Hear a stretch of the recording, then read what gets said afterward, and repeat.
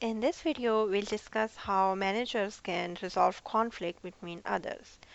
Managers have experience, they have interpersonal skills, and they also have formal authority in organization. And this makes them a logical choice for this role. In fact, for your advancement, having conflict resolution skills is very important, which means that you have the ability to take other person's perspective and you have the ability and willingness to create solutions, express affiliative, positive emotions, and reach out to others while do not exhibit counterproductive behaviors such as avoiding difficult conversations or being overly competitive that you have to be right and you have to win at all costs, and then losing temper, demeaning others, retaliating.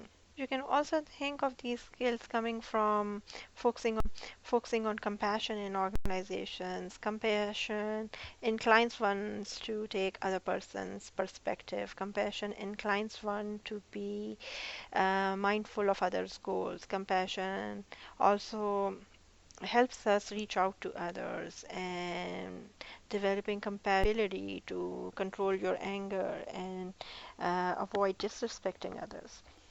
Now let's talk about how can you use these conflict resolution skills and help mediate conflict between others. For example, what happens when a manager is now to resolve conflict between two of his team members? From research, we know that by and large, managers can use any of the four conflict management styles listed here. And all these styles depend on how much decision and process control.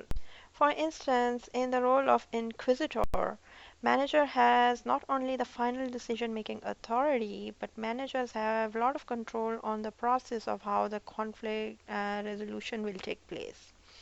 Now, the second one is arbitrator. In this role, manager though has the final decision making authority, but manager does not have control over how the process will go along.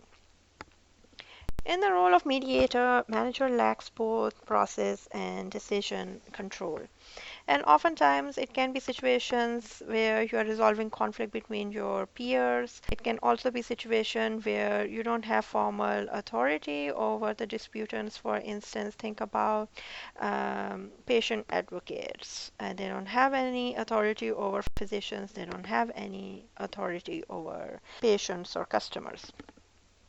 And finally, in the role of here, it is more about the incentives and sanctions that manager has and how they can use these tactics to influence disputants toward a solution. Research has shown that manager either prefer inquisitor or motivator styles. However, the mediation style results in more satisfaction among disputants and make them more open to compromising and feeling that the manager was fair to them.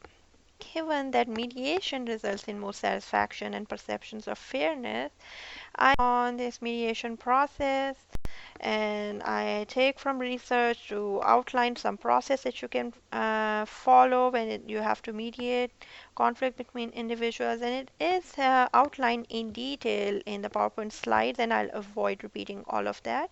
But I just want to give you an overview of how to look at this process. And you can think of this process as divided into two stages: sense making, where you collect all the information that you don't have from the disputants, and then sense giving, where now given all the information that you have, now you move the disputants toward a plausible and acceptable solution. In both stages, emotion regulation will be very important. For instance, as outlined in the slides, in sense making stage, neutrality of the mediator is very important. Although you encourage open expressions from the disputants, but you try to not display much emotion. And in the sense giving stage, if everything is going well and people are open to the solutions that you are proposing, then you direct them toward a solution and you don't share all the information you have. For instance, telling that a dissatisfied patient said something negative about him or her is not going to help the conflict resolution process. But at times in sense giving stage, you have to create empathy when you see one party is resistant or is not understanding. They use information that you have to influence them. So overall, both processes require a lot of attention to um, how and when to express emotions, how to develop empathy, how to help both sides empathize with each other. So with this, I would like to end our discussion on mediation in conflict. Thank you.